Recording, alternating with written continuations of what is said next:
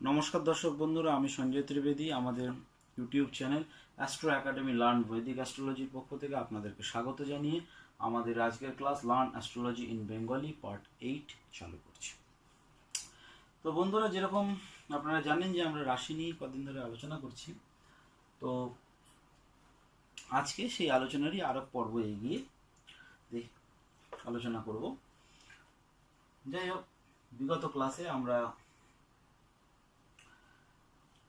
যে গ্রহ এবং সেই গ্রহগুলোর মূল ত্রিকোণ রাশি কোনটি এবং সাধারণ রাশি কোনটি এগুলো আলোচনা করেছি। আজকে আমরা দেখব যে এই রাশিগুলোকে জ্যোতিষে কি কি ক্যাটাগরিতে ভাগ করা হয়েছে। আমরা বিগত ক্লাসে যেরকম গ্রহদেরকে বিভিন্ন গুণ স্বরূপ আলোচনা করেছিলাম,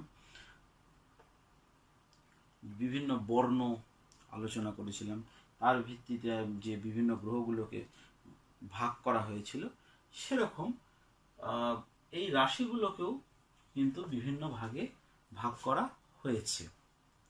এবং তার ভিতরে যেটা খুব বেশি গুরুত্বপূর্ণ, যেহেতু আমরা এখনো একটা শেখার পর্যায়ে রয়েছি এবং ধীরে ধীরে আমরা শিখছি, সেই জন্যে যেটা ইম্পর্টেন্ট সেটাই আমি এই মুহূর্তে দিচ্ছি। এছাড়াও অনেক কিছু রয়েছে, সেটা আবার পরবর্তীকালে আমরা আলোচনা করব, কিন্তু এই মুহূর্তে যেটা জরুরি সেটাই আমরা এখন আলোচনা করছি। যাই হোক, তো দর্শক বন্ধুরা, আমাদের যেটা মেন জানতে হবে সেটা হচ্ছে এই রাশিগুলোকে আমাদের জ্যোতিষে প্রধানত তিনটে ভাগে ভাগ করা হয়েছে। সেই ভাগগুলো হচ্ছে, একটা হলো চর রাশি, একটা হচ্ছে স্থির রাশি, আর একটা হচ্ছে দুই স্বভাব রাশি।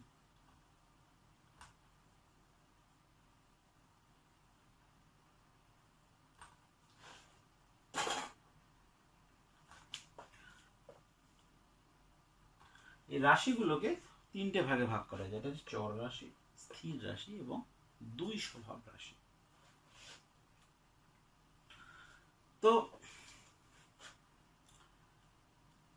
এখানে আমি আর বন্ধুরা সেরকম মেষ, বৃষ, মিথুন, কর্কট, তুলা এইভাবে আর লিখবো না। এখানে আমি আপনাদেরকে নম্বর দিয়ে লিখছি, কারণ বিগত ক্লাসগুলোতে আমি আলোচনা করেছিলাম যে এই নম্বরগুলো মুখস্থ করা কিন্তু খুব এসেনশিয়াল এবং আপনারা অবশ্যই এইভাবে লিখবেন, এইভাবে মুখস্থ করবেন। তো যাই হোক, আমি এখন একটু সংক্ষেপে এই ক্লাসটা আলোচনা করছি। 1, 4, 7, 10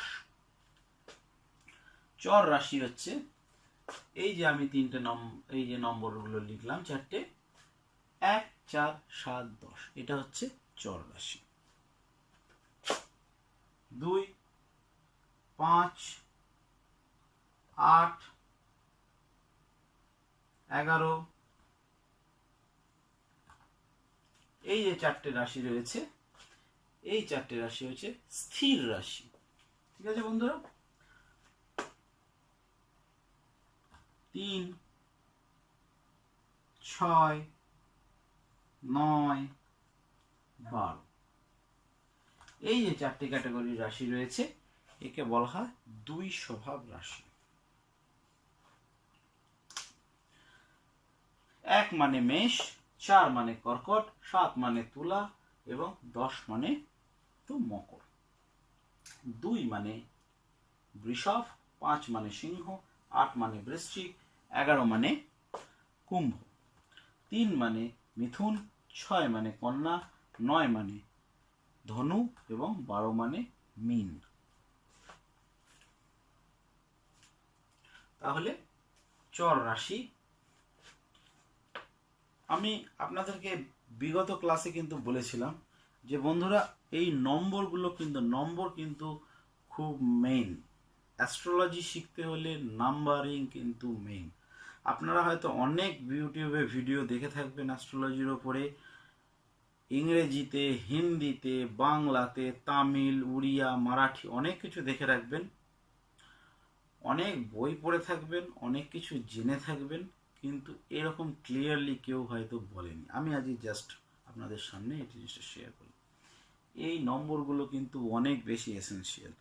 এই জন্য আমি প্রতিটা পাঠেই আপনাদেরকে কিন্তু বলি, প্রতিটা ভিডিওতেই বলি এইভাবেই কিন্তু মুখস্থ করতে হবে।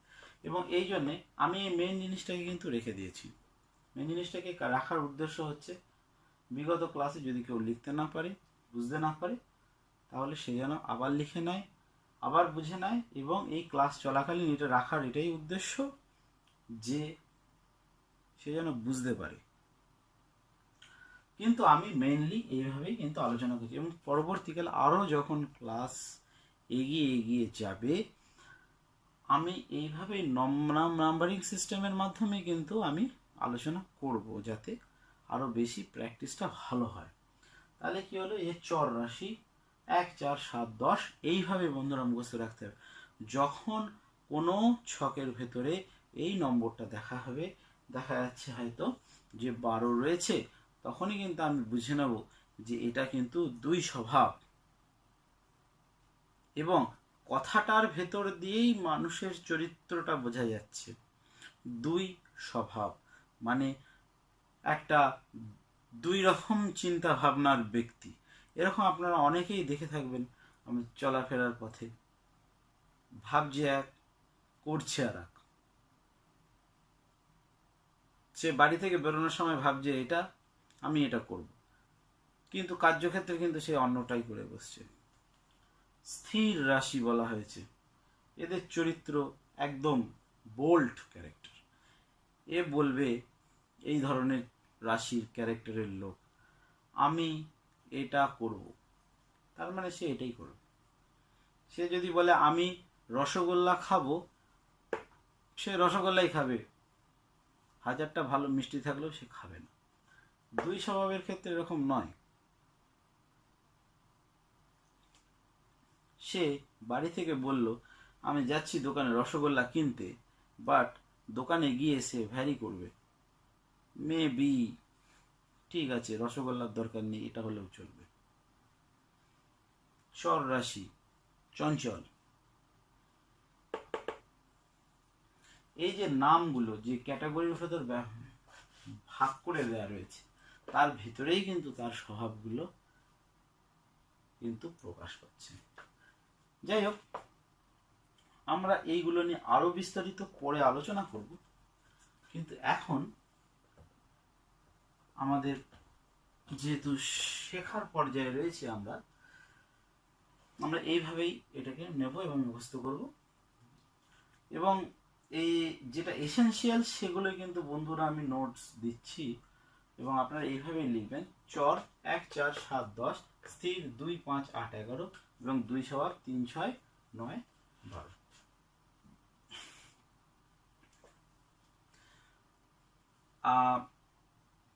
এইভাবে মুখস্থ করতে হবে। এবং এইভাবে মুখস্থ করতে গেলে একটা প্রবলেমেটিক আসে, তার কারণ হচ্ছে যত বেশি পাঠ এগোতে থাকবে দেখা যাচ্ছে তত এরকম নম্বরের সংখ্যা বাড়তে থাকবে। তো এক সময় গিয়ে হয় যে নম্বরগুলো গুলিয়ে যায়। এগুলো আমাদেরও হতো, প্রত্যেকেই হয়। তো যাই হোক, আমি একটা আপনাদেরকে মুখস্থ সুবিধার জন্য আরো একটা সুন্দর প্রসেস দিয়ে দিচ্ছি। চর, স্থির আর 2 স্বভাব। 1, 4, 7, 10। দেখুন এখানে 3 প্লাস আছে, প্রতিটার সঙ্গে প্রতিটায় 3 যোগ আছে। আপনি দর্শক বন্ধুরা, আপনি যদি প্রথম রাশিটা মনে রাখতে পারেন, পরবর্তী রাশিগুলো কিন্তু অটোমেটিক্যালি আপনার আয়ত্তে চলে আসবে। চর রাশি তার মানে হচ্ছে 1 নম্বর রাশি, মানে হচ্ছে মেষ। তাহলে দ্বিতীয় রাশি কি হবে? 1 + 3 4, মানে কর্কট। তারপরে রাশিটা কি হবে? 4 + 3 7, তুলা। তারপরে রাশিটা কি হবে? 7 + 3 10, মকর। তাহলে এবার স্থির রাশি কিন্তু 2 এবং 2 স্বভাব রাশি হচ্ছে 3। প্রতিটাই একই ক্যাটাগরি কিংবা সিকোয়েন্সে রয়েছে।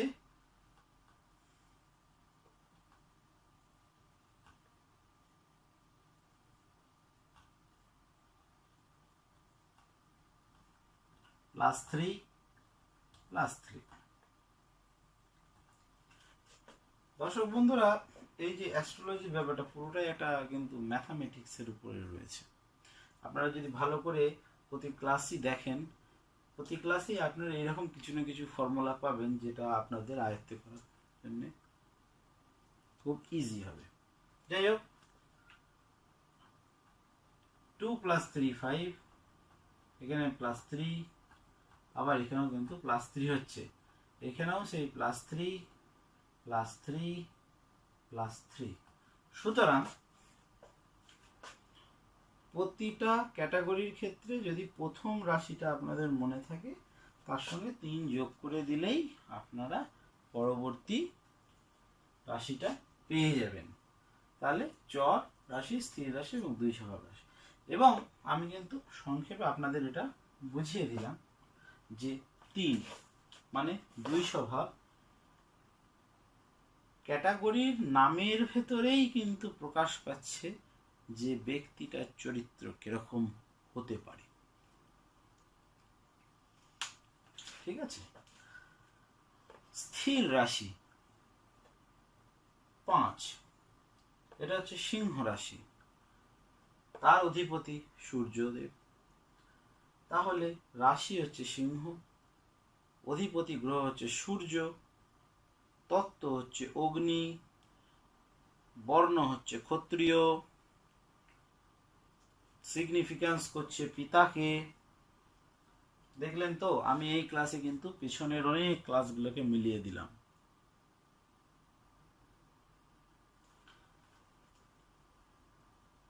আট, বৃশ্চিক, রাশিটা হচ্ছে স্থির,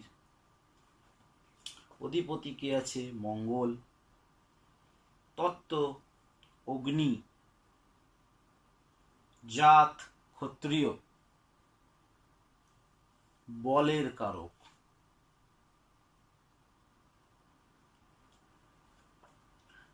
তাহলে এই যে জিনিসগুলো আমি ব্যাখ্যা করেছি, অটোমেটিক্যালি এই রাশির লোকগুলো কি ধরনের হতে পারে? অত্যন্ত বোল্ড ক্যারেক্টার, যেটা বলবে সেটাই, একগুঁয়ে প্রকৃতির। আমি এটা করব কিংবা আমি এটা করব না, করব না মানে করব না, এই ধরনের জাতিকার দৃঢ় সংকল্প যাকে বলে। চর সবসময় একটা